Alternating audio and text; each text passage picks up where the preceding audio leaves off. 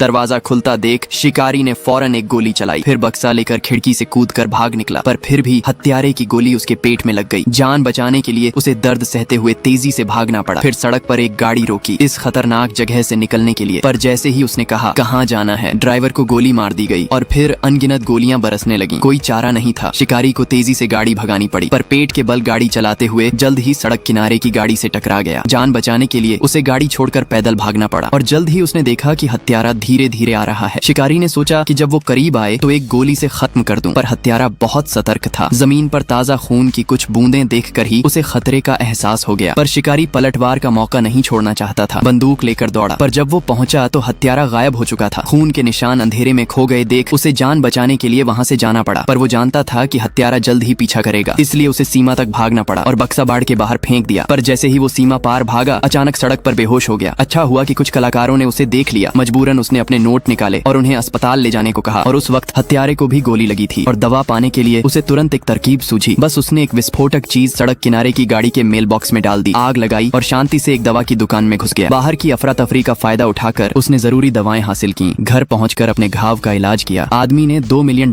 का बक्सा उठाया, तुरंत पत्नी को फोन किया, फिर एक मोटल में मिलने का ठिकाना तय किया। वह चाहता था पत्नी ये नोट लेकर सास के साथ दूर भाग जाए, पर पत्नी पति की सुरक्षा से चिंतित थी। चुपके से पुलिस को मोटल का पता बता दिया, अनजान कि जब पत्नी और माँ मोटल जा रहे थे उन्हें स्थानीय गैंग ने पहले ही निशाना बना लिया था। जैसी उम्मीद थी, जब पुलिस मोटल पहुंचने वाली थी तो गैंग के लोग जल्दबाजी में भागते दिखे। कुछ गड़बड़ भांपकर शेरिफ मोटल में घुसा, पर सिर्फ शिकारी की लाश मिली और जल्द ही पत्नी को पति की मौत की खबर मिल गई। जब वह दुखी होकर घर लौटा तो पाया कि हत्यारा एंटोन उसके घर में था। इससे पहले कि वह समझ पाता, एंटोन ने कहा उसने मरते हुए पति से वादा किया था कि वह उसकी पत्नी को मार देगा। अब वादा पूरा करने का वक्त आ गया था, पर पत्नी ने कहा उसने